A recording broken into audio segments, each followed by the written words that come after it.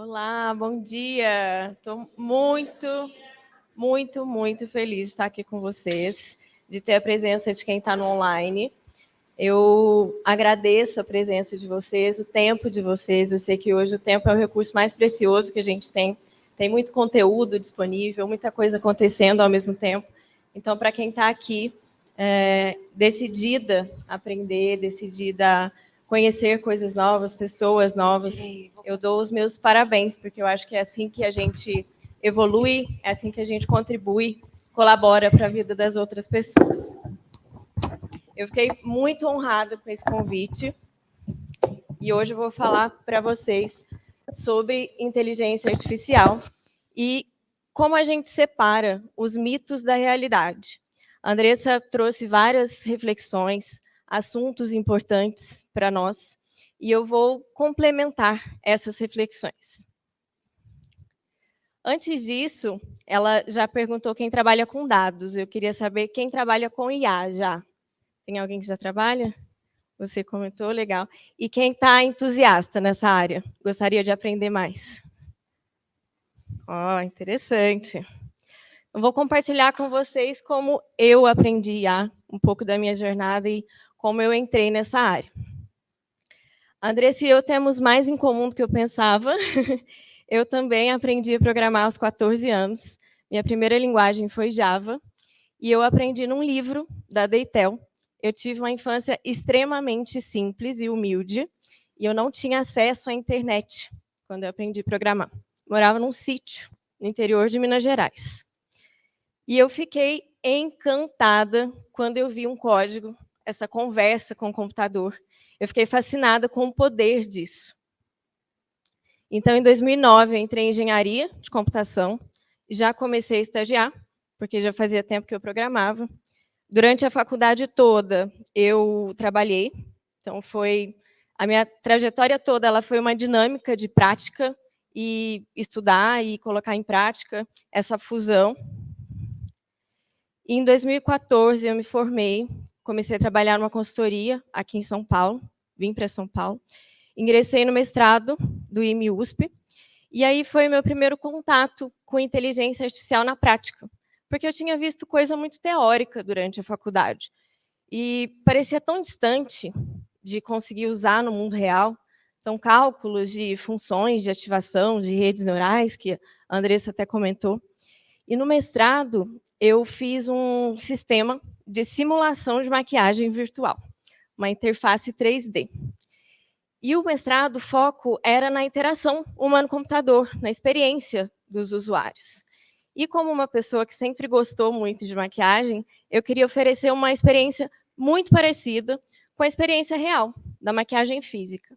Então, para quem gosta de maquiagem, ou já viu alguém se maquiando, a gente usa uma imensidão de números de aplicadores, de formatos, de cores, passa um pouco com a mão, pega uma esponja, pega um pincel, e eu queria trazer isso para esse sistema de inteligência, de simulação de maquiagem virtual. Então, eu me vi num limiar, num limite, que os algoritmos convencionais, eles não eram capazes de me ajudar. Porque eu, como desenvolvedora, não conseguiria inferir todas as regras. Eu precisava de algo mais inteligente, que aprendesse de forma dinâmica.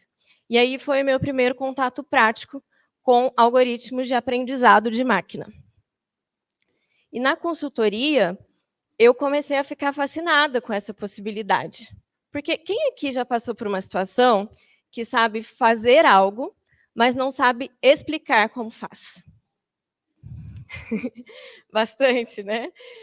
Por exemplo, dirigir. Como a gente explica que sai de um ponto A, todas as decisões que a gente toma até chegar no ponto B, tudo que a gente processa. É extremamente complexo. Então, na consultoria, eu comecei a aplicar inteligência artificial e machine learning, aprendizado de máquina, nos projetos e fiquei cada vez mais encantada o quanto isso poderia me ajudar enquanto desenvolvedora de software.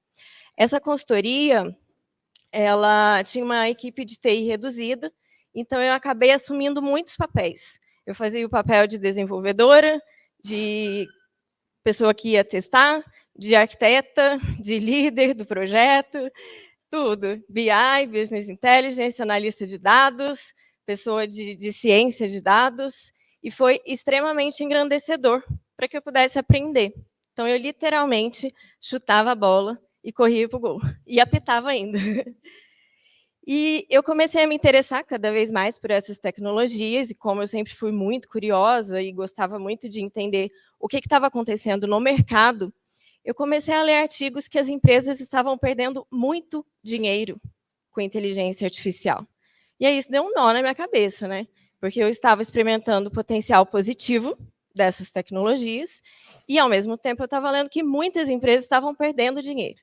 Então, foi a minha grande motivação para entrar em um grupo de pesquisa de gestão da tecnologia da USP, em 2017, e era lá que nós discutíamos esse tipo de tema.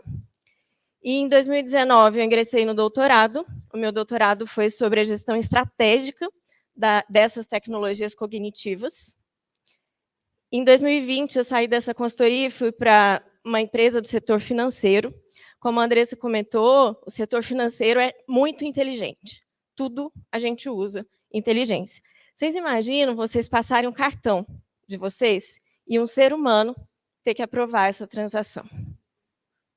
Pensa na escala, no tempo, né? A gente quer que seja aprovado o mais rápido possível quando a gente passa o cartão. Então, lá eu pude expandir esse escopo de atuação também e trabalhar em projetos que eram intensos em inteligência, e foi muito legal, muito engrandecedor, em paralelo com o término da minha pesquisa de doutorado.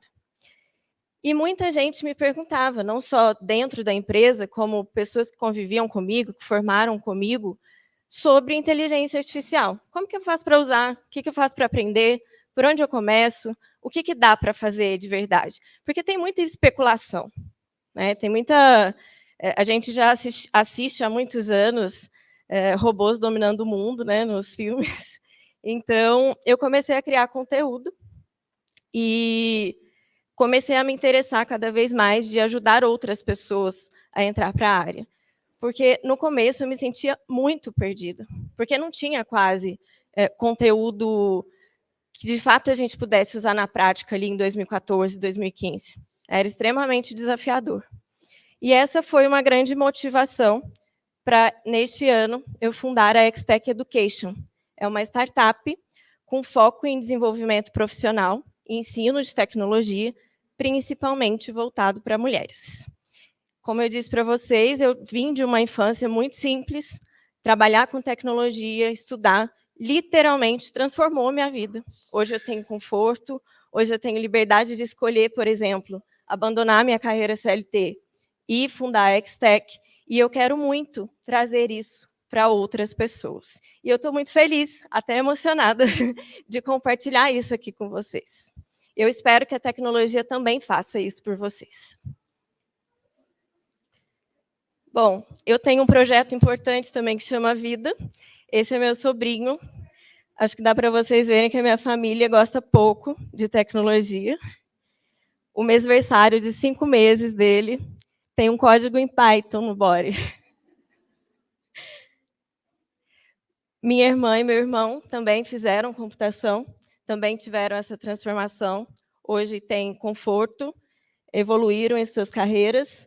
Patrícia trabalha em uma empresa portuguesa e o Paulo trabalha em uma empresa aqui no Brasil.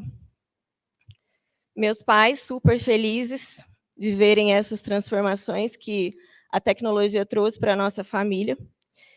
Pude fazer amizades também muito valiosas no meio do caminho. Aqui é uma foto com 2 amigas que são engenheiras. Kelly é engenheira biomédica e faz muita diferença no setor, na área dela. E a Maria Emília é engenheira de computação, de elétrica, trabalha na Siemens, no Canadá. Então, são mulheres que também cresceram junto comigo e são grande inspiração para mim. E aqui o meu esposo, que me incentiva, me suporta, me apoia e me ajuda também nesse propósito, de levar conhecimento para outras pessoas, para outras mulheres. Bom, e o que vamos falar hoje? Como eu disse, existem muitas especulações sobre o que dá para fazer com a inteligência artificial, o que é real, o que é mito. A IA vai dominar o mundo? Então, Hoje, o meu principal propósito é trazer alguns temas para vocês, para a gente refletir sobre as reais capacidades dessas tecnologias. Então, aqui eu misturei mitos e verdades, e no decorrer do nosso papo, nós vamos conversar e entender se de fato é um mito ou é uma verdade. A primeira é que apenas as pessoas da área de tecnologia que podem trabalhar diretamente com IA. Primeiro tema. O outro, e esse é o mais polêmico, a IA pode amar ou querer dominar o mundo. Será que é verdade ou será que é mentira, hein? Será que é mito? Outra afirmação, ainda levará muito tempo para a IA modificar a estrutura dos empregos. A outra, as tecnologias de IA apresentam desafios que são únicos. Esse aqui a Andressa deu muito spoiler, mas a gente vai complementar. Sobre o fato de habilidades humanas estarem em alta, mesmo essas tecnologias estarem tão avançadas, vamos entender como o mercado enxerga isso, se isso é um mito ou se é uma realidade. E sobre o protagonismo feminino, porque às vezes a gente acha que está muito distante ou que está muito perto. A gente viu algumas estatísticas aqui hoje e eu vou trazer aqui essa reflexão ao final para nós. Então, sobre a primeira frase, ela é um mito, que apenas pessoas da área de tecnologia que podem trabalhar com IA. A inteligência artificial ela é uma área da ciência que ela foi sendo desenvolvida em muitas outras sub-áreas, nos mais diversos campos de conhecimento. Quando a gente olha para a computação, a definição que eu mais gosto é de quem estabeleceu o termo na década de 50, então é antigo, não é recente essa área, que é a ciência e a engenharia de fazer máquinas inteligentes. E como que isso acontecia até hoje, né? A Andressa falou bastante de dados. Desde o princípio, quando os pesquisadores estabeleceram esse campo, esse termo, o intuito deles era transformar dados em informação, e informação em conhecimento, conhecimento em sabedoria. E que as máquinas fossem capazes de fazer isso por si só, com o menor nível de intervenção humana possível. E isso era feito nas organizações desde a década de 80. Então, desde 80, nós temos uso de inteligência artificial nas empresas de forma estratégica. A primeira aplicação de IA comercial do mundo foi um projeto de calcular o Behavior Score, a gente chama de pontuação de comportamento, para o setor financeiro. É uma empresa que chama FICO, que comercializou.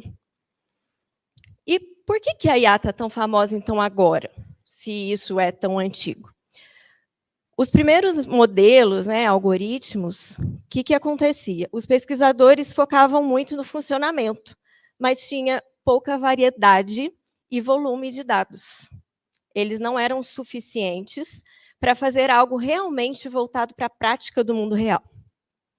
Só que na virada do milênio, esses dados eles começaram a ser produzidos no alto volume, como o gráfico que a Andressa mostrou, e em diversos formatos. Então, os pesquisadores começaram a lidar com outro desafio, que é essa diversidade e volume para poder processar. E é aí que nós tivemos um movimento, um fenômeno que a gente chama de Big Data. Essa onda, esse fenômeno ocasionou o desenvolvimento de muitas outras tecnologias e também possibilitou que essas técnicas de inteligência artificial evoluíssem para um nível prático, igual a gente tem hoje, né, de acesso para todo mundo. Qual foi o ponto de inflexão, a virada de chave da área? O lançamento do ChatGPT. Por quê? Apesar do GPT, que é o modelo, né, vamos chamar que é o motor do ChatGPT, ter sido desenvolvido e evoluído há muitos anos, a OpenAI, ao lançar o ChatGPT, deixou isso acessível para todo mundo. Porque até então, só as empresas muito grandes que conseguiam usar esse tipo de tecnologia. Então, não era democratizado esse acesso. A OpenAI veio para democratizar. Então, qualquer pessoa com acesso a um dispositivo, internet, conseguia usar uma tecnologia extremamente poderosa. Gente, quem já fez um modelo de linguagem na mão, a Andressa comentou, é no máximo Hello World que a gente consegue, e é difícil, muito difícil mesmo. Então, eu fiquei fascinada quando eu comecei a conversar com o ChatGPT. Falei, conseguiram. O que ficava só na teoria, há muitos anos atrás, a OpenAI mostrou que é possível. Nós tivemos outras demonstrações mais televisivas, né, da IBM, da Google, e a OpenAI trouxe isso para todo mundo. Não só para as pessoas, mas para as empresas de pequeno porte, médio porte, que não tinham acesso até então. E como que a inteligência artificial ela se relaciona com as outras disciplinas? Hoje a gente já falou aqui de várias posições, né, dentro das empresas, cargos, responsabilidades. Como que isso acontece olhando para a ciência? Então, nós temos essa grande área, que é a área da computação na ciência. A área da computação ela fica mais responsável pelas ferramentas. Quando a gente fala de ferramentas, a gente fala muito de inteligência de negócios, ferramentas de programação e de visualização de dados. A Andressa deu alguns exemplos hoje. E aí nós temos uma outra grande área que tem interseção com a computação, que é a matemática. Ela ainda hoje é uma área muito importante para que, de fato, a gente consiga usar na prática esse tipo de inteligência. A parte da matemática ela fica voltada para a estatística e técnicas de análise de dados, e nós temos uma interseção com a computação, que a gente chama de Business Analytics, ou BA. Tem empresas grandes que, inclusive, têm cargos, posições específicas para essa área, para trabalhar nessa interlocução entre computação e matemáticos.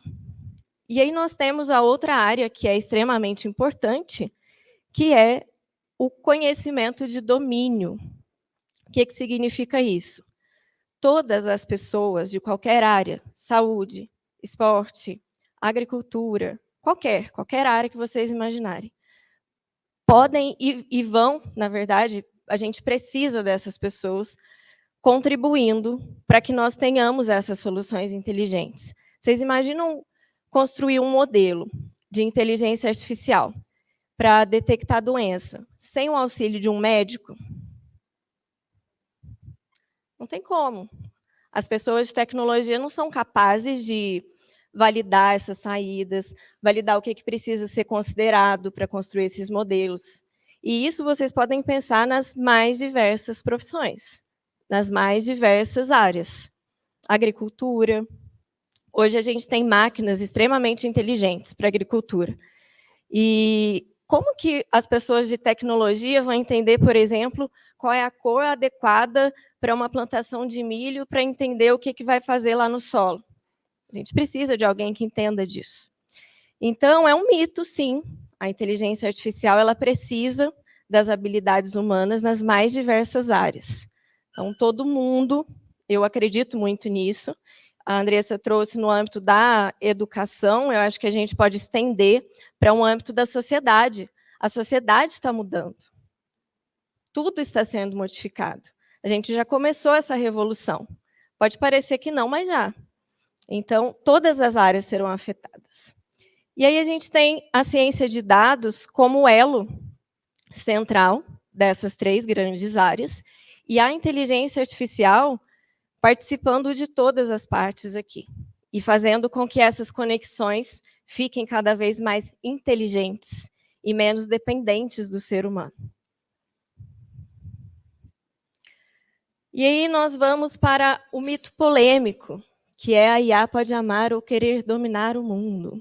Isso é um mito, Aline, mas e aí, você não viu ainda reportagens de que a inteligência artificial se apaixonou por um jornalista? Quem viu isso? Vocês viram isso? Ou que a inteligência artificial, lá, a Meca, pronunciou para um ser humano que queria dominar o mundo e que ia dominar a raça humana. Vocês viram isso? Isso é um mito. Apesar da inteligência artificial ter esse tipo de saída, é porque ela foi treinada com dados que tem esse tipo de conteúdo, esse tipo de informação. Então, a inteligência artificial, ela não é capaz de amar ou querer dominar o mundo, porque até hoje, as técnicas que nós temos na atualidade, essas técnicas, elas têm ausência de emoção, então elas não sentem, elas podem falar que querem, mas isso é uma geração a partir de dados. E também não tem autoconsciência, essas técnicas que temos hoje. Aqui, um pouco do que a Andressa explicou, mas na forma de um gráfico.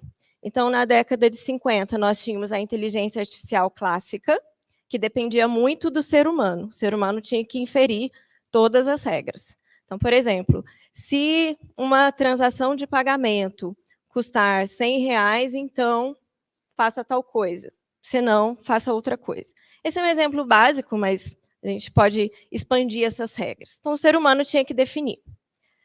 Daí, os pesquisadores viram que estava muito complexo, como eu comentei com vocês, e foram evoluídos os algoritmos de aprendizado de máquina. Por que é importante a gente ter ideia e ter noção dessas características? Porque a IA mais avançada, ela não resolve tudo. A Andressa até comentou que em banco a gente usa muito regressão logística. Por quê? A IA generativa, por exemplo, como o GPT, a gente tem várias, né? O ChatGPT é um modelo de linguagem, ele não é um modelo matemático. Por que ele erra quando a gente pede para ele fazer matemática? Porque ele não é feito para isso. Então, é muito importante que a gente tenha consciência disso. A área de inteligência artificial é como se fosse uma caixa de ferramentas extremamente poderosa. Só que a gente tem que saber qual ferramenta a gente usa. Por exemplo, se a gente tem um prego, a melhor ferramenta é o martelo, e não uma chave. Ou se temos um parafuso, a melhor ferramenta não é o martelo. Então, a inteligência artificial é assim, é uma área assim. Depois do aprendizado de máquina, foram inventados os algoritmos de aprendizado representacional. O que significa isso? A gente poder guardar, de alguma forma, o que a máquina aprendeu, por si só. Então, aqui a gente vai tendo uma dependência cada vez menor. Aqui uma dependência muito alta do ser humano, para cá cada vez menor. Precisa ainda do ser humano? Sim. Vou explicar para vocês por quê, daqui a pouco. E depois do aprendizado representacional, vieram as técnicas de aprendizado profundo. A IA generativa está englobada aqui, só que nós temos vários outros algoritmos de aprendizado profundo. A Andressa comentou sobre redes neurais. Redes neurais, dependendo da quantidade de camadas, elas entram aqui em aprendizado profundo. E é super interessante, porque quando a gente olha para a área como um todo, são muitas ferramentas que a gente pode usar. Inúmeras, são muitos modelos. Nós temos poucos modelos de linguagem, grandes modelos de linguagem, como o GPT, mas quando a gente olha para a área como um todo, são infinitas quase as possibilidades. E essa área de aprendizado profundo, ela evoluiu muito nos últimos anos, fazendo com que, para vários benchmarks, para várias pesquisas, a inteligência artificial ultrapasse o nível humano. Não sei se está dando para ver quem está lá atrás. Essa linha aqui é o nível humano em algumas atividades. Então, vejam o que aconteceu aqui nos últimos anos, de 2021 para 2023. A IA está passando o ser humano na maior parte dessas atividades. E é por isso que a gente tem discutido tanto sobre o uso ético, por isso os órgãos regulamentadores e os estados estão preocupados. E o que eu acredito perante a tudo isso? Sim, essas ferramentas são muito poderosas, mas eu acho que a gente precisa focar no quanto elas são poderosas para o bem, para a gente fazer a nossa parte, né? Porque elas podem ajudar, e ajudar muito, como a Andressa trouxe alguns exemplos. Então, aqui, para vocês terem uma ideia, atividade de classificação de imagem, a IA já consegue ser melhor que o ser humano em alguns aspectos. Raciocínio visual, inferência de linguagem natural. Gente, vocês conseguem imaginar um ser humano que saiba tudo que o ChatGPT sabe? Tem como. O cérebro humano não consegue guardar tudo. Então, esses modelos, eles armazenam conhecimento de uma sociedade de forma histórica, da raça humana, que nenhum ser humano no mundo consegue, de forma isolada, né, tá espalhado entre todos nós. Então, é realmente muito, muito interessante. Esse relatório, AI Index Report de Stanford, ele traz muitas estatísticas. Para quem tiver curiosidade, busquem, que é bem interessante. E isso nos leva à afirmação de que ainda levará tempo para as IAs modificarem os empregos ser um mito, porque os empregos já estão sendo modificados. Você comentou que uma pessoa nova na área não sabe, né, viver sem o ChatGPT. Então, já está modificando tudo. Eu ouço muitas pessoas falarem, mas é só ChatGPT, eu não vejo isso no meu emprego, pessoas da minha empresa usando para outros fins. Só o ChatGPT já é algo muito poderoso, como a Andressa comentou. Já está modificando muita coisa. A maneira que as pessoas interagem. Hoje é muito difícil uma pessoa escrever um e-mail do nada, principalmente no ambiente corporativo, de que existe formalidade, sem passar pelo ChatGPT como assistente para corrigir o português, para ajudar a melhorar, ou outro idioma que seja, né? Principalmente, vejo muita gente usando para conversar com pessoas que não têm a mesma língua nativa. Então, já está sendo modificado. Nós temos muitas estatísticas, eu selecionei algumas para trazer aqui para vocês. Como está sendo modificado? A gente tem uma perspectiva, que é o uso de ferramentas prontas, que a Andressa explorou bastante aqui no papo dela, que essas IAs generativas, elas servem como base para muitas outras. Tem um site que chama There's an AI for That. Gente, vocês não têm noção a quantidade, já viu, né? A quantidade de ferramenta pronta que tem. E a cada dia surgem mais e mais e mais e mais e mais. Porque esses modelos são muito poderosos. Só que nós temos uma outra perspectiva também importante, e principalmente para a gente da área de tecnologia, que é o desenvolvimento de projetos com base em IA. E é aqui que as empresas estão mirando quando a gente fala de cargos de tecnologia, né, para projetos de tecnologia. Não necessariamente pessoas que colocam a mão na massa. Como eu disse mais cedo, pessoas de todas as áreas vão ser necessárias para esses projetos aqui, que é construir uma IA, mesmo que seja com base em outra, mas a construção dessas IAs. Esse relatório do futuro dos empregos do Fórum Econômico Mundial, ele traz também várias estatísticas interessantes. Prevê-se que até 2027, quase 1/4 dos empregos globais vão ser modificados. 69 milhões de empregos vão ser criados.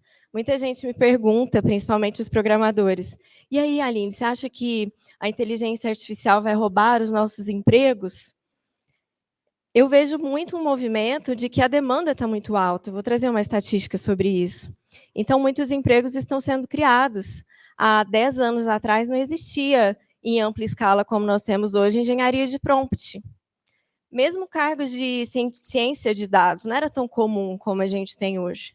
Então, vários empregos estão sendo criados. A parte ruim é que vários podem ser eliminados, porque hoje a gente consegue automatizar tarefas que requerem cognição. Antes, só o ser humano que conseguia fazer isso. Hoje, a inteligência artificial consegue. Então, eu acredito muito na nossa força, como ser humano, como pessoas envolvidas na área de tecnologia, mesmo que entusiastas, a gente conseguir diminuir cada vez mais esse gap, trazer consciência para as pessoas, ensinar as pessoas a usar essas tecnologias para o bem. Aqui tem uma outra pesquisa da McKinsey de 2023, sobre o percentual de empregos que se espera serem requalificados. A inteligência artificial ela é considerada como sendo uma tecnologia extremamente revolucionária, como a eletricidade. Parem para pensar um segundo que seja, o quanto a vida da humanidade mudou depois da eletricidade, ou depois da internet. São impactos muito profundos na sociedade. E isso vem como uma onda que vai mudando tudo em volta. Várias coisas entram em declínio, coisas novas nascem, e a sociedade vai sendo modificada. Aqui nós temos outras estatísticas de que 44% das habilidades dos trabalhadores serão impactadas nos próximos 5 anos. E aí, até aqui, projeções, né? O que está acontecendo na prática? Na prática, hoje, esse relatório é de julho da McKinsey de 2024, então é super recente. Ele já apresenta que, apesar dos layoffs na área de tecnologia, a demanda por profissionais que tenham habilidades relacionadas à IA cresceu muito de 2021 para cá. Porque é um outro aspecto que muita gente me pergunta. Ah, mas a IA está automatizando um monte de emprego de tecnologia, está acontecendo os layoffs nas empresas, e aí? Será que eu realmente tenho oportunidade? Sim, gente, sim. Se buscarem nessas plataformas de emprego, tem muitas vagas com habilidades de IA, nas mais diversas posições, não só posições de computação, de engenharia, posições na área de negócios, muitas. Deem uma olhada. E essa estatística da McKinsey nos mostra, né, nos indica que é uma mina de ouro essa área, para nós que estamos aqui entusiastas, né, ou que já trabalhamos na área. E olhem que interessante, apesar de nós termos a inteligência artificial como uma das principais habilidades em alta demanda no mercado, a primeira delas é pensamento sistêmico, ou seja, habilidades humanas. Nós estamos precisando cada vez mais das habilidades humanas. Aqui eu trouxe também um exemplo do que está já acontecendo. Então, muitas empresas já usam formalmente copilotos de programação. A Andressa comentou que usa o ChatGPT para gerar alguns códigos. Eu me sinto extremamente poderosa usando copilotos e ChatGPT, apesar de programar há muitos e muitos anos. É muito rápido. Mas é o que nós colocamos aqui já. Eles erram. Então, é importante que a gente saiba implementar e usar realmente esses copilotos como assistentes. Mas sim, a gente fica muito mais veloz, a gente fica muito mais produtivo. Essa pesquisa da Stack Overflow aponta isso. Ganho de produtividade entre os desenvolvedores, a curva de aprendizado mais rápida. Por quê? Antes a gente tinha que buscar num mar de informações e às vezes era difícil achar, né? Como solucionar um bug. E hoje é muito mais fácil com o ChatGPT. Apesar de, às vezes, ele entrar no módulo alucinação, eu, muitas vezes, preciso sair do ChatGPT, ir lá, ler a documentação, porque ele entra no modo que ele não sai, né? Você já fez tudo que ele falou, vocês já passaram por isso? Você já fez tudo que ele sugeriu e não funciona. Aí, a minha sugestão é, leiam a documentação, porque ele está gerando texto e ele pode ser criativo, a gente tem que lembrar disso. Ele sempre pode ser criativo, então ele pode, de fato, colocar coisas que nem existem na linguagem que a gente está ali pedindo para ele gerar, ou ferramentas. Então, já estão em alta, já está mudando a área de tecnologia, esse tipo de uso. E aí nós vamos para a primeira realidade, que a Andressa deu muito spoiler, que as tecnologias de IA apresentam desafios que são únicos em relação às outras tecnologias. Tem muita gente que fala, principalmente na perspectiva de projeto, é a mesma coisa, você planeja, implementa, desenvolve, vai lá, coloca em produção.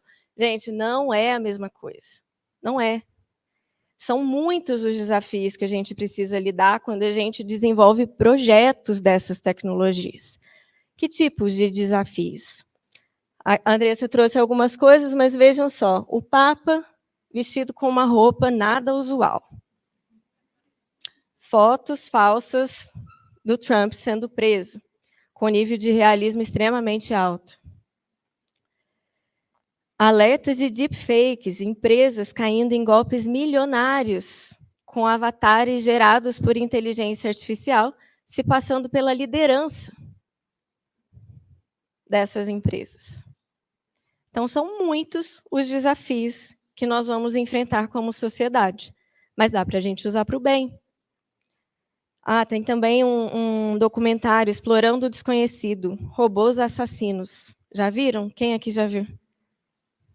Já viu? É super interessante e, ao mesmo tempo, assustador, né. Mas é isso, vamos voltar, né, o nosso olhar para o que é possível, para a gente fazer a nossa parte. Então são muitos os obstáculos e desafios em relação à responsabilidade ética, porque esse tipo de tecnologia, vocês acham que quem, programou, né, desenvolveu essas IAs generativas, previam tudo isso? Então o escopo de resultado, ele acaba sendo muito maior do que foi previsto. Esse é o grande desafio desse tipo de tecnologia. Então, quando inventaram a internet, por exemplo, ninguém sabia tudo que a humanidade ia ter de criatividade para usar. Hoje, o ser humano, ele consegue usar para o mal. A IA vai ser da mesma forma. E por que isso é mais sério do que as outras tecnologias? Porque a IA tem essa criatividade, ela tem essa autonomia de decidir. A gente, enquanto pessoas de tecnologia, a gente não consegue prever como vai ser o comportamento dessas tecnologias 100%. Existem testes, né, nós temos nas empresas os chamados Red Teams, são os times de segurança que testam em ambientes controlados, mas não dá para prever 100%. Então, esses projetos, eles precisam de outros elementos para auxiliar na segurança e privacidade. Software convencional, a gente vai lá, implementa a regra, testa, manda para a produção, coloca alertas, que se algo não sair como a gente espera, a gente vai ser acionado, enquanto pessoa de tecnologia, e a IA não é bem assim. Ela pode ser bem criativa, bastante autônoma.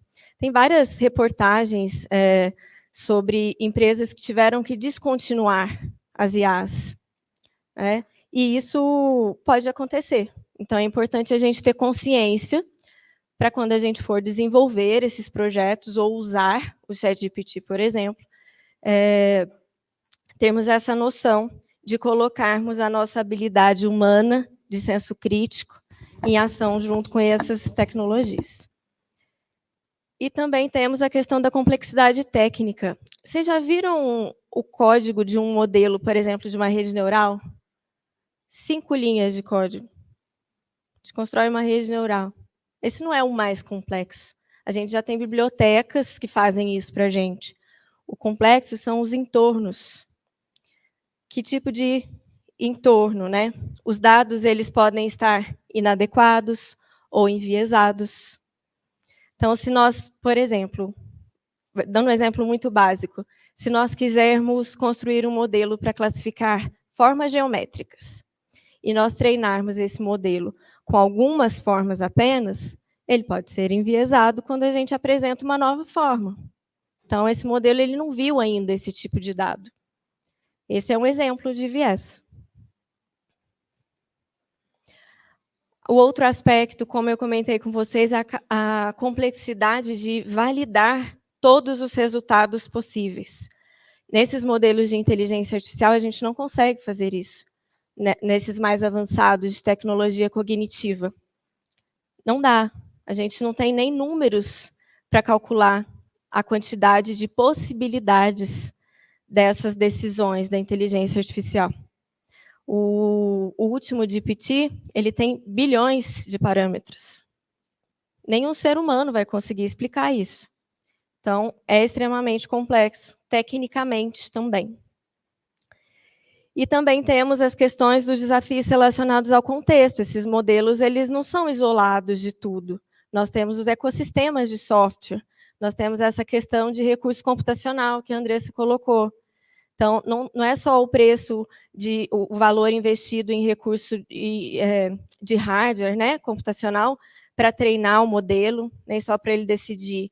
A gente tem tráfego de dados, a gente tem conexão desses modelos com vários outros elementos de software dentro dos sistemas das empresas.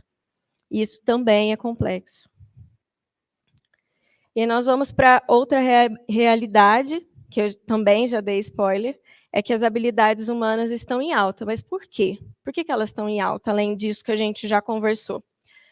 Normalmente, de forma bem simplificada nas empresas, a gente tem o cliente, que é o ser humano, que vai interagir com uma interface.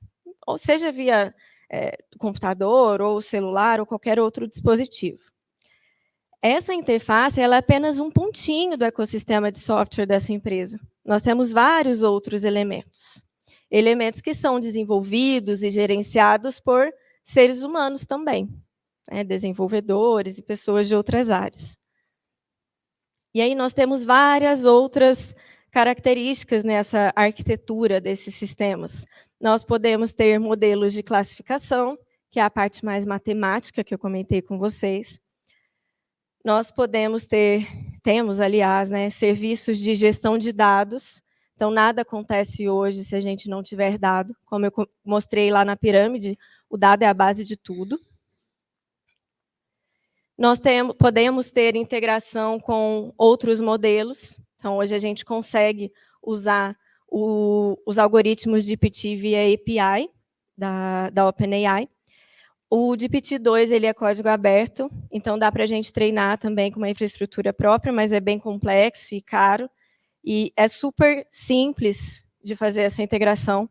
Poucas linhas de código a gente consegue usar esse potencial. Só que a gente tem que entender quais são as reais capacidades e o uso final disso. Nós não vamos colocar o GPT para calcular o saldo de uma pessoa no banco. Ele não é feito para isso. A gente precisa de outras tecnologias convencionais. Então, as habilidades humanas estão ainda muito em alta, porque hoje a gente não tem uma inteligência artificial tão inteligente que consiga orquestrar tudo disso aqui de uma vez. A gente precisa desses elementos intermediários interagindo e sendo orquestrados com esses modelos. Então, o ser humano que faz essas conexões hoje. A inteligência artificial ela não consegue fazer tarefas extremamente amplas como identifique quais os sintomas do paciente, sugira medicamento ou tratamento, fisioterapeuta, por exemplo, compre medicamentos, agende o fisioterapeuta. A inteligência artificial não consegue fazer tudo isso, por mais que esteja avançado. O ser humano ele precisa ir orquestrando isso. E nas grandes empresas nós temos muitos modelos. São muitas IAs que vão sendo orquestradas nas mais diversas finalidades. E aí, falando de habilidade humana, da importância da habilidade humana, a gente tem a grande importância da diversidade, porque os dados eles precisam ser representativos. A sociedade é diversa, então os dados também precisam ser diversos, e não só os dados, mas as pessoas que trabalham com esses ecossistemas. Então, nós temos a interface com os funcionários, que é um elemento muito importante das IAs. Por exemplo, se um modelo de inteligência artificial ele tem pouca certeza do que ele decidiu nas empresas, existe um ser humano que vai validar essa saída. Nos bancos já acontece isso. A gente tem uma área que chama mesa. Olha lá, está até chorando aqui. Então, a IA ela consegue nos indicar a probabilidade de certeza que ela tem daquela decisão. E por falar em habilidades humanas, a outra realidade, além das palestrantes que temos aqui hoje, que são pessoas que evoluíram nas suas carreiras na área de tecnologia, nós temos também protagonismo feminino em projetos de IA que às vezes a gente nem sabe. Eu, por exemplo, não sabia que Mira Murati era uma mulher quando eu li esse nome. E ela é nada mais, nada menos do que a CTO. O que é a CTO? É a pessoa responsável pela tecnologia da OpenAI, que é a que lançou o ChatGPT. Nós temos uma mulher pensando tecnicamente por trás do ChatGPT. Quem mais nós temos? A doutora Fei Fei Li. Ela é co-diretora do Instituto de Inteligência Artificial Centrada no Humano, em Stanford. Tem pesquisas brilhantes e ela liderou um projeto extremamente importante que chama AutoML, do Google. E nós temos também uma outra que é a inspiração para mim, a Mia Dante. A Andressa, não sei se a conhece. Conhece? Ah, que ótimo. Ela é CEO de uma empresa focada em inovar de forma ética, chamada Lighthouse Tree, e ela é fundadora do Money AI Ethics. Então, ela traz essa questão, trabalha para impulsionar o empoderamento feminino na área de inteligência artificial, principalmente pensando nessa diversidade, na importância disso, para que nós tenhamos ética com esses ecossistemas de software modernos. E caminhamos para o fim. Foi muito difícil resumir tudo que tenho de 10 anos de experiência na área de inteligência artificial, mas sigo à disposição, como disse para vocês, esse é o meu propósito hoje, compartilhar conhecimento, ajudar as pessoas a economizarem tempo para aprender. Nós temos esse mar de informação hoje disponível. Se eu sofri lá no início porque eu só tinha um livro para aprender, hoje é muito mais sofrido ter essa imensidão de informações, né? Achei super legal a iniciativa da Microsoft de já elencar cursos que estão relacionados com o que estamos falando aqui, já é um grande guia, né? Porque muitas vezes a gente vê informações que são errôneas na internet, né? Que às vezes a gente vê tutorial de inteligência artificial que não funciona. E tem muito disso. Então, eu espero que vocês possam usar realmente essas tecnologias para transformar a vida de vocês para o bem. E eu sigo à disposição. Quem quiser entrar em contato comigo nas redes sociais, para quem está online, e para quem está aqui, vamos conversando no decorrer do dia. Eu me planejei para ficar aqui o dia todo com vocês.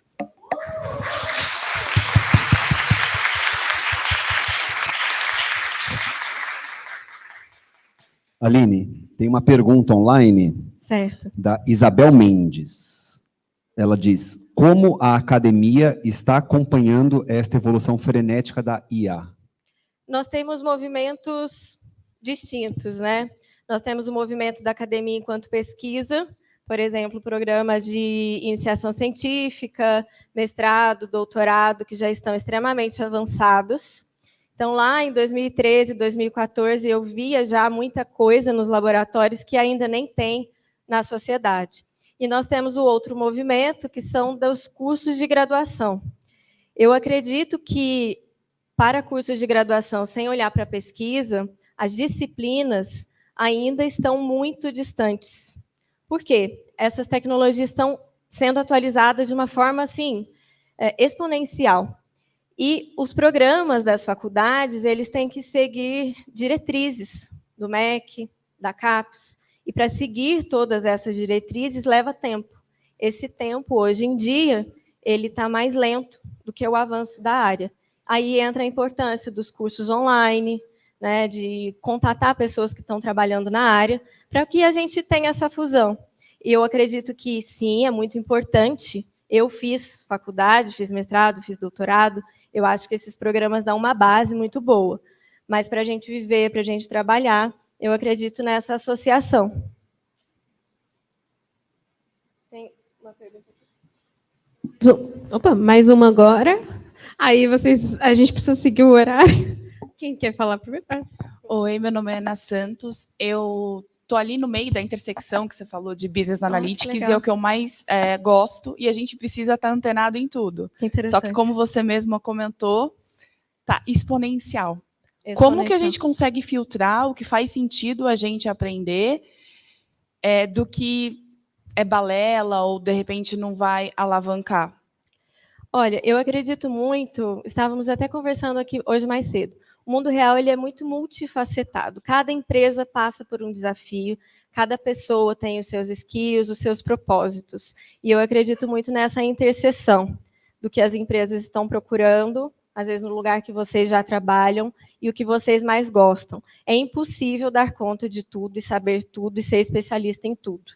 Dá para ter essa visão mais ampla que a gente falou aqui, né, porque é importante para a gente ter vocabulário. Você, provavelmente, para conversar com uma pessoa de computação, algum vocabulário você tem que ter, ou com um matemático, ou com uma pessoa especialista no domínio. Mas, além disso, eu acho importante a gente, então, ter um guia, o que eu quero me especializar. Aqui nessa empresa que eu trabalho, tem alguém que pode me ajudar? Ou pessoas que estão em transição de carreira, tem algum mentor disponível, uma pessoa que tem autoridade, que tem conhecimento na área para eu entrar em contato? Cursos de empresas sérias, né, que a gente sabe que não vai publicar coisa que não funciona nas suas páginas, né, e repositórios. As próprias universidades têm as universidades americanas têm vários cursos gratuitos para seguir, revistas e artigos, próprio MIT, Harvard. Então, eu sempre vou e aconselho, né, sugiro que vocês peguem sempre dessas fontes confiáveis, porque aí vocês vão ter um norte. Tendo esse norte, tendo essa base, vocês vão conseguir selecionar. Vocês já vão ter insight, olha, isso eu acho que funciona, isso eu acho que não funciona. Então, eu acredito que isso seja muito importante. Obrigada.